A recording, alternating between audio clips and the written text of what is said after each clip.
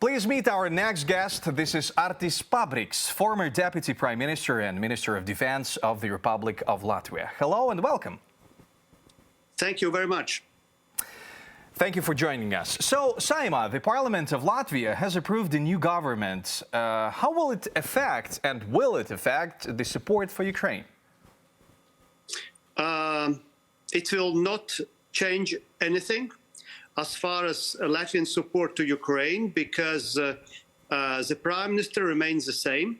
And me, even if I'm a former Defense Minister, I got all the promises from the current new Defense Minister that all the support will continue, because we have a very broad, I would say, non-partisan agreement in general about supporting Ukraine in your defense, for your people, for your families, for your territory. So anything what we have been doing up to now should continue also tomorrow and days after tomorrow. It's great to hear, really. Since the beginning of the full-scale Russian invasion, Latvia has provided Ukraine with military aid amounting to more than 300 billion euros, and this is a third of its defense budget. First of all, we are so grateful to all the nation, all the Latvia, for your support. Ingens gratia sagotibi. But should we expect the same support in the upcoming 2023? I cannot speak about numbers because, of course, during the first months of your defense, we had also kind of stocks we could share with you. So we have a certain equipment we could share with you, and it was all included in this price. I don't think that Latvia next year could give during the year the same amount, about 300 million euros. But I believe it still will be substantial also next year. I don't want to speak now about concrete things or equipment, what we could deliver, but it will come. And it will be also a technological equipment.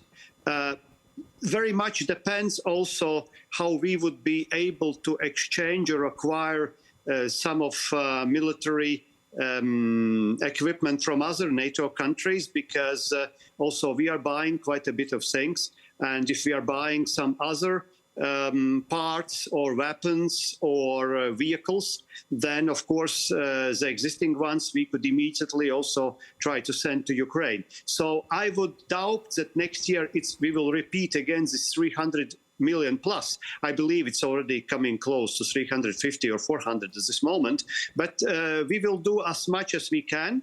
And our factories also, which are here producing certain things for your army, they also are in some ways struggling with increase of capacity, because this is not just a political will, it's also the question how quickly we can deliver stuff. Thank you, thank you. And now let's talk a bit about the justice. How to prosecute the criminal regime of the Russian Federation? Do we have any procedure to do that? I'm not an international lawyer, but I know that also our country and our president is closely involved in adjusting the international legal system. So there is a possibility at the end of the war or after the war to start a persecution and the court cases about criminal offenses or offenses against human rights or some other violations. The cases at this moment are collected and people are working on this. So I have quite a bit strong belief that one day this will happen. We must understand that this is not so easy to create international criminal court which deals with this, because there is a lot of nitty-gritty things in international relations which might simply make it difficult. But I know that the work is going on this, so one day there will be result. I even would say that it might start somehow before the end of the war. Everything depends how actually war will proceed. Thank you. Thank you one more time. Artis Pabriks, the former Deputy Prime Minister and the Minister of Defense of Latvia, was the guest of Spotlight Ukraine. Thank you once again. And we continue. Thanks for watching our YouTube channel. Latest news, trends, and analytics on all about Ukraine. Like, share, and subscribe. Any questions, proposals, and comments, contact us via email.